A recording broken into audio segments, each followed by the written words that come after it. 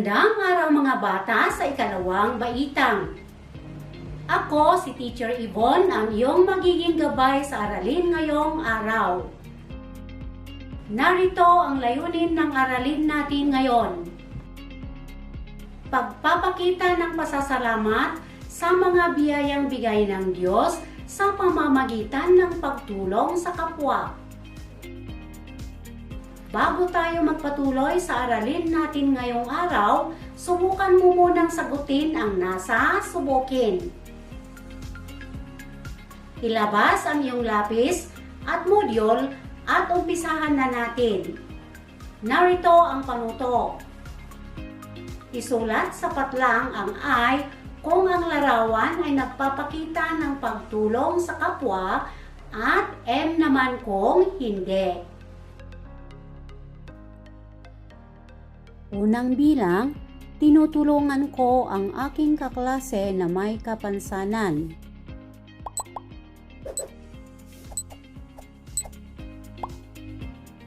Ikalawang bilang, sinisigawan ko ang aming kapitbahay na humihingi ng tulong.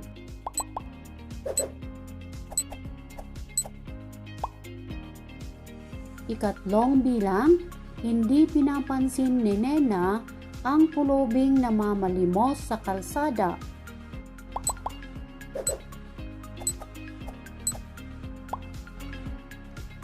Ikaapat na bilang, magiliw kong binibigyan ng pagkain ang aking kalaro.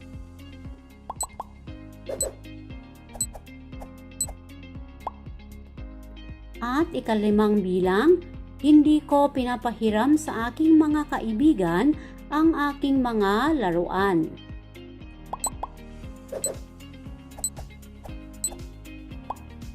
Narito ang mga sagot. Unang bilang ay, ikalawang bilang M, ikatlong bilang M, ikaapat na bilang I, at ikalimang bilang M. Sabihin ang iyong score. Ayos. Huwag kang mag-alala dahil ito ang pag-aaralan natin ngayon. Tuklasin. Makinig ng mabuti sa aking kwento. Ang pamagat ng ating kwento ay ang dalawang magkapatid. Sa isang liblib na lugar, may nakatirang magkapatid na sina Lumnay at Gumay. Sila ay mababait, masisipag, maalalahanin at matulungin sa kanilang mga magulang. Isang araw, nang wala silang pasok,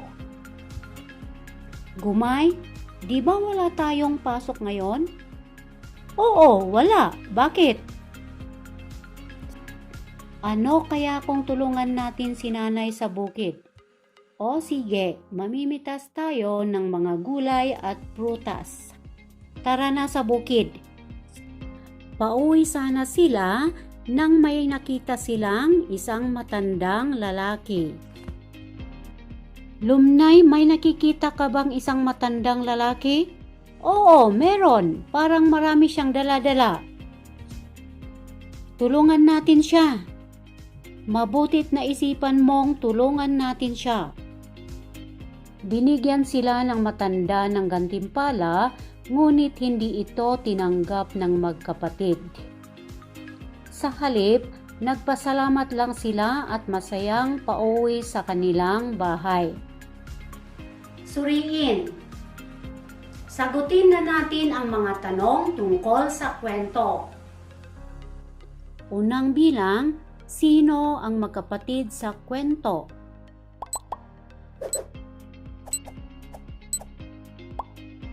Ikalawang bilang, ano ang ginawa ng magkapatid nang wala silang pasok?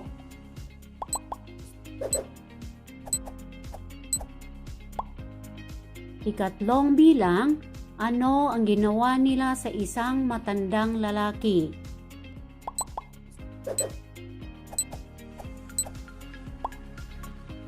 Kung kayo ang isa sa magkapatid, ginawa niyo rin ba ang ginawa ng magkapatid?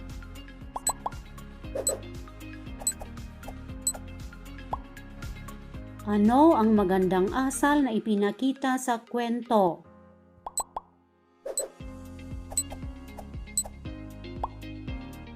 Narito ang mga sagot sa mga tanong. Unang bilang, sina Lumnay at Gumay. Ikalawang bilang, tinulungan nila ang kanilang ina. Ikatlong bilang, tinulungan nila ang matanda. Ikaapat na bilang, opo. At ikalimang bilang, pagtulong sa kapwa. Ilang puntos ang nakuha mo?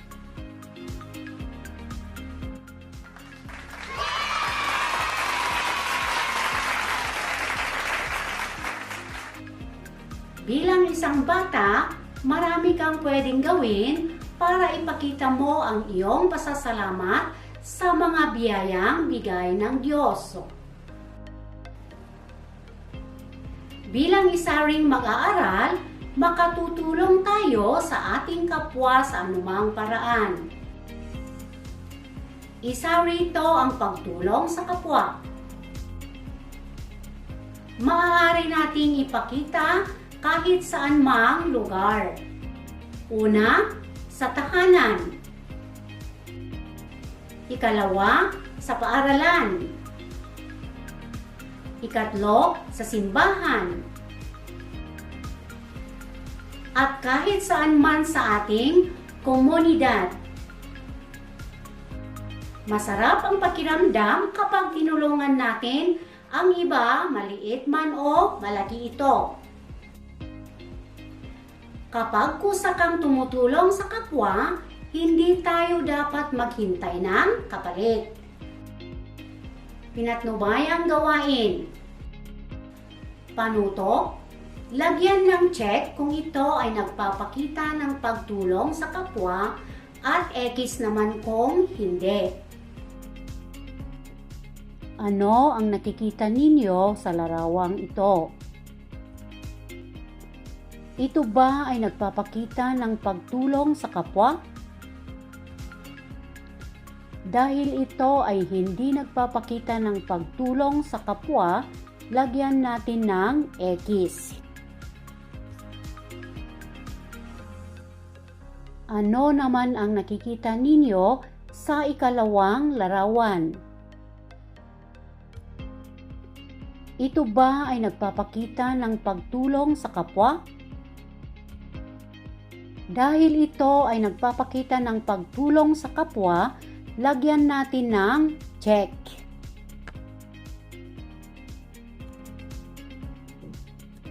Ngayon, kayo na ang gagawa sa susunod na mga bilang. Unang bilang,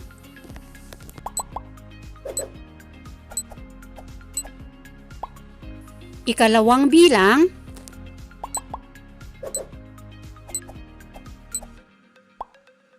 at ikatlong bilang,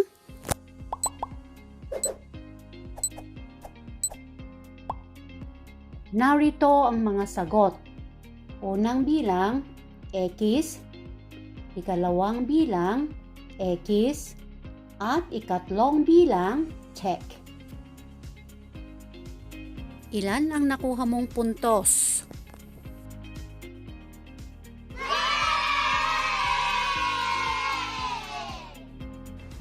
Isa-isip, ano ang napag-aralan natin ngayon? Punan ang patlang ng tamang sagot. Ang patlang ay isang paraan upang ipakita natin ang patlang natin sa mga biyayang bigay ng patlang.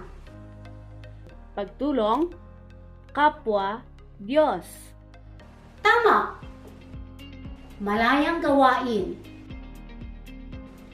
Panuto, makinig sa mga sitwasyon.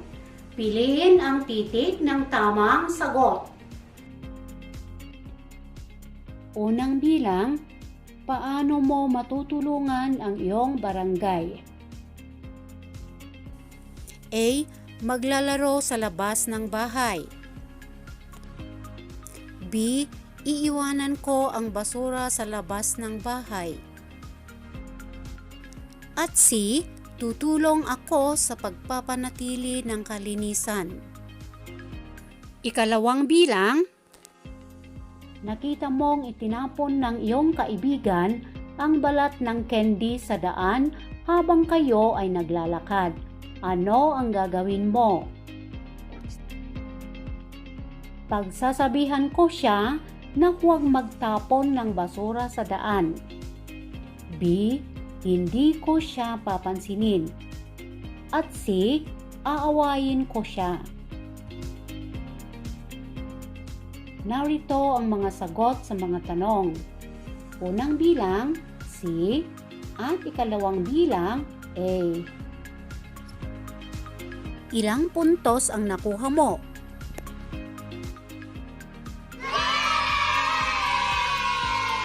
Isagawa. Panuto, tignang mabuti ang mga larawan at isulat ang tama kung isinasagawa ang pagtulong sa kapwa at mali naman kung hindi. Unang bilang, tumutulong ako ng kusa sa mga gawaing bahay.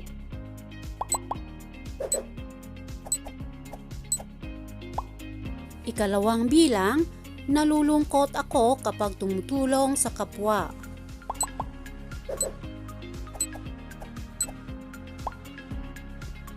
Ikatlong bilang, maraming taong nagmamahal sa iyo kapag ikaw ay tumutulong.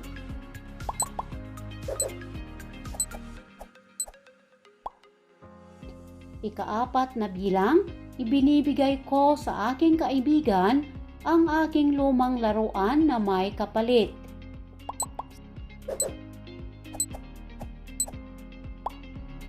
At ikalimang bilang, hindi ko nililigpit ang aking pinagkainan.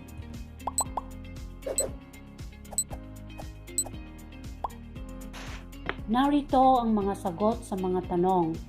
Unang bilang, tama. Kalawang bilang, mali. Ikatlong bilang, tama.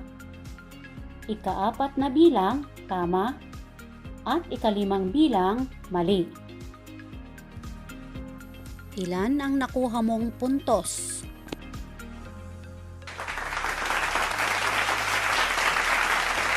Tayahin. Panuto. Iguhit ang masayang mukha kung ang pinapakita sa larawan ay tama at malungkot na mukha naman kung mali. Unang bilang, ibinabahagi ko sa aking kapwa-bata ang aking mga kagamitan sa paaralan na hindi ko na ginagamit.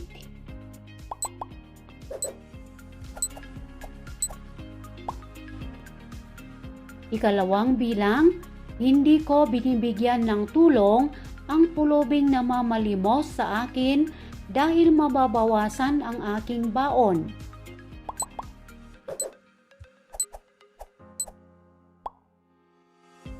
Ikatlong bilang, inaalalayan ko ang isang batang pilay na kasabay ko sa pagtawid sa daan.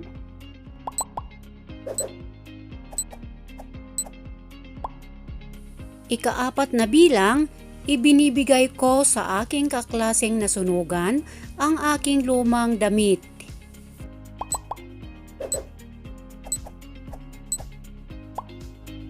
Narito ang mga sagot sa mga tanong. Unang bilang, masayang mukha. Ikalawang bilang, malungkot na mukha. Ikatlong bilang, masayang mukha. At ikaapat na bilang, masayang mukha. Ilan ang nakuha mong score? Nakakabilib naman. Karagdagang gawain. Sumulat ng 2 hanggang 3 pangungusap na panalangin mo tungkol sa pagtulong sa kapwa. At dahil natapos mo na lahat ang mga gawain, bigyan mo ang sarili mo ng galing clap. Sabayan mo ako. 1, 2, 3, Galing! At dito nagtatapos ang ating aralin. Minamahal kong mag-aaral. Gabayan ka sana ng may kapal upang malayo sa sakit at kapahamakan. Paalam!